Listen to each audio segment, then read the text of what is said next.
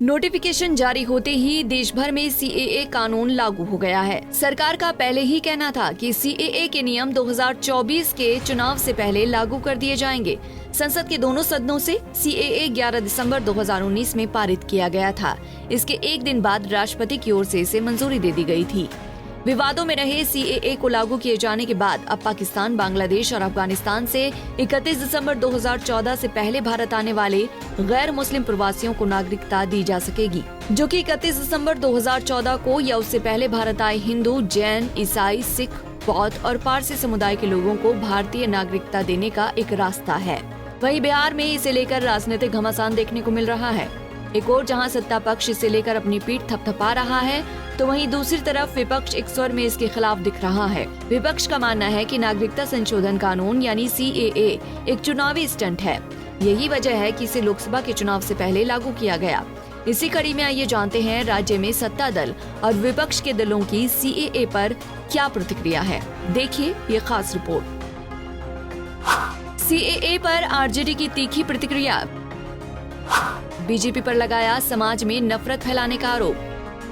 एक तरफ इसको लेकर बीजेपी का कहना है कि इससे किसी को नुकसान नहीं है, तो वहीं लालू प्रसाद यादव की पार्टी आरजेडी की ओर से तीखी प्रतिक्रिया आई है। सीएए पर आरजेडी के प्रवक्ता एजाज अहमद ने कहा कि सीएए से एक विशेष समाज खुद को उपेक्षित महसूस कर रहा है। बीजेपी समाज में नफरत फैलाने का काम कर रही है। वहीं इस पर तेजस्वी यादव ने कहा कि अब चुनाव आएगा तो इस तरह के मुद्दे आएंगे। हिंदू, मुसलमान, मंदिर, मस्जिद और कोई मुद्दा है क्या? अमित जी लागू होने की संभावना है, लग रहा है इसी महीने सीए लागू हो जाए। सीए इसी महीने लागू होने की संभावना है। क्या आता है नहीं आता है अंतिल जब तक ये हाउस में बिल नहीं पेश किया जाता हो जाएगा। इस पे क्या कहा जा सकता है।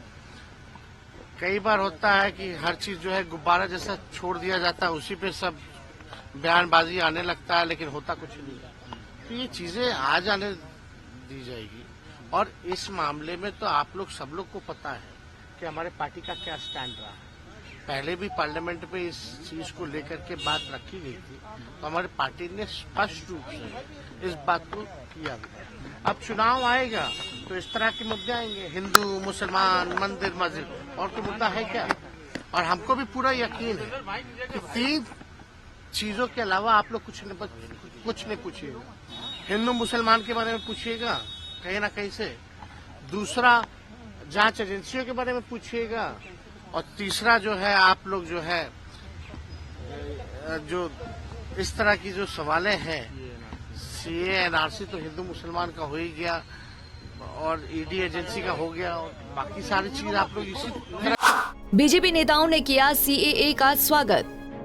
सीएए पर शाहनवाज हुसैन ने अपने एक्स अकाउंट पर लिखा है, मोदी सरकार ने नागरिकता संशोधन अधिनियम लागू करने की घोषणा कर दी है।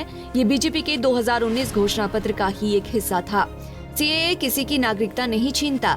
ये पाकिस्तान, बांग्लादेश और अफगानिस्तान के प्रताड़ित धार्मिक अल्पसंख्यकों को नागरिकता देता है। ये पूरी तरह से भारत की धर्मनिरपेक्ष साख के अनुरूप है। वहीं पूर्व मंत्री, बीजेपी विधायक नितिन नवीन और बीजेपी के प्रवक्ता अरविंद सिंह और बीजेपी प्रवक्ता प्रभाकर मिश्रा ने भी इसका स्वागत किया। नहीं है, विपक्ष घरियाली आंसू बढ़ा रहा है। मेरा ये मानना है कि आज सीए के माध्यम से लाखों जो हिंदू, सिख, इस आपको जैन, बुद्धिस्ट जो देश के बाहर अल्पसंख्यक के रूप में रह रहे थे, आज उनको एक सम्मानजनक जिंदगी देने का काम माननीय प्रधानमंत्री नरेंद्र मोदी जी ने किया है।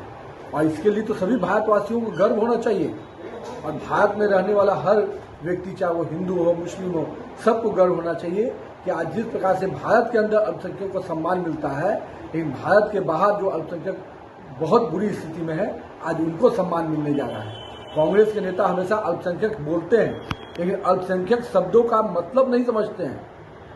देश के अंदर रहने वाले अल्पसंख्यक पे बहुत लंबी लंबी बातें बोलने वाले लोग आज बांग्लादेश और पाकिस्तान और अन्य देशों में जो अल्पसंख्यक के रूप में रह रहे हैं हिंदू, उन पर एक टिप्पणी नहीं होती है। और ये उन्हीं को अधिकार दिलाने का विषय है कि जो भ्रांति फैलाने का खेल खेल रहे हैं, इससे देश में रहने वाले किसी भी समुदाय को कोई फर्क नहीं पड़ने वाला है, चाहे वो हिंदू हो, मुस्लिम हो, सिख हो, ईसाई हो। हाँ, ये जरूर है कि देश के बाहर रहने वाले जो हिंदू अल्पसंख्यक के रूप में विभिन्न देशों में रह रहे हैं, जहाँ पर प्रताड़ना झेल रहे हैं, चाहे वो पाकिस्तान और बांग्लादेश, उनको सम्मानजनक जिंदगी देने का काम माननीय नरेंद्र मोदी जी और माननीय गृह मंत्री अमित शाह जी ने किया है। यह पीएम मोदी की गारंटी है। पीएम मोदी ने सीए नागरिक संशोधन विधेयक को देश भर में लागू कर बता दिया कि एनडीए सरकार जो कहती है वह करके भी दिखाती है। मोदी है तभी मुमकिन है। सीए को लागू किया जाना राष्ट्र हित में ऐतिहासिक कदम है। सीए नियम जारी होने के बाद जो लोग बांग्लादेश, पाकिस्तान और अफगानिस्तान से 31 दिसंबर 2014 तक भारत आए थे, केवल उन्हें ही केंद्र सरकार द्वारा भारतीय राष्ट्रीयता दी जाएगी। इससे पाकिस्तान, बांग्लादेश और अफगानिस्तान से आने वाले हिंदू, सिख, जैन, पारसी, बौद्ध एवं ईसाई शरणार्थियों का अब एक नया और खुशहाल जीवन शुरू होगा। वास्तव में उनके जीवन का कायाकल्प हो जाएगा। सीए लागू हो जाने से जहां हिंदू, सिख, जैन, पारसी, बौद्ध एवं ईसाई शरणार्थी के बीच खुशी की माहौल है, वहीं तुष्टीकरण की राजनीति करने वाले विपक्षी दलों के आकाओं की नींद उड़ गई है। सीएए 1914 जो लागू हुआ इस देश में, वो स्वागत योग्य कदम है। माननीय प्रधानमंत्री जी के ये वैसे लोगों के प्रति संवेदना है, वैसे लोगों के प्रति सहानुभूति है जो धार्मिक रूप से अफगानिस्तान, पाकिस्तान, बांग्लादेश से प्रताड़ित शरणार्थी इस देश में आए हैं और उनको दुनिया में रहने के लिए कोई जगह नहीं है। उनकी नारकीय जिंदगी को देखते हुए माननीय प्रधानमंत्री जी ने उनको इस देश के नागरिक बनाने के लिए जो यह कानून पास किया है, यह स्वागत योग्य कदम है।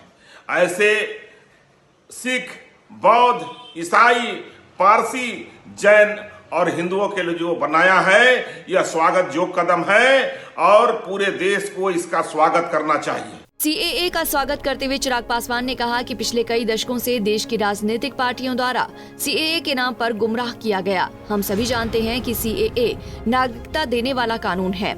इस कानून के माध्यम से दशकों से पीड़ित शरणार्थियों को सम्मानजनक जीवन मिलेगा और नागरिकता अधिकार से उनके सांस्कृतिक, भाषिक, सामाजिक पहचान की रक्षा होगी। मैं और मेरी पार्टी लोक जनशक्ति पार्टी केंद्र सरकार के द्वारा देश हित में लिए गए ऐतिहासिक निर्णय का स्वागत एवं अभिनंदन करते हैं। जेडीयू ने भी किया स्वागत। सीएए को लेकर सीएम नीतीश कुमार की पार्टी जेडीयू ने भी अपनी राय दी है। जेडीयू के सीनियर नेता केसी त्यागी ने कहा कि केंद्र सरकार ने आश्वासन दिया है कि इस कानून के तहत किसी की भी नागरिकता समाप्त नहीं की जाएगी। जो 3 देशों के अल्पसंख्यक हैं, जो 2014 से पहले से यहाँ रह रहे हैं, सिर्फ उन्हीं को नागरिकता दी जाएगी। ये लोकसभा और राज्यसभा दोनों से पास हो चुका है। ये कानून बन चुका है। कहां-कहां लागू नहीं होगा सीएए। बता दें कि सीएए भारत के संविधान की 6ठी अनुसूची में शामिल कुछ इलाकों में लागू नहीं होगा। नए कानून के मुताबिक सीएए को उन सभी पूर्वोत्तर राज्यों में लागू नहीं किया जाएगा जहां देश के अन्य हिस्सों में रहने वाले लोगों को यात्रा के लिए इनर लाइन परमिट यानी आईएलपी की जरूरत होती है। ये आईएलपी अरुणाचल प्रदेश, नागालैंड, मिजोरम और मणिपुर में लागू है। इस कानून के लागू होने के बाद दूसरे देश से आए मुस्लिम समुदाय के लोगों को इस कानून के तहत नागरिकता नहीं दी जा सकती। सीएए के लिए अप्लाई करने की पूरी प्रक्रिया ऑनलाइन होगी। इस प्रक्रिया में आवेदकों से कोई दस्तावेज नहीं मांगे जाएंगे। गृह मंत्रालय ने आवेदकों की सुविधा के लिए एक पोर्टल तैयार किया है। आवेदनकर्ताओं को ये बताना होगा कि वो किस साल भारत आए थे और उनके पास वैध दस्तावेज नहीं थे। पटना से संजीव कुमार की रिपोर्ट।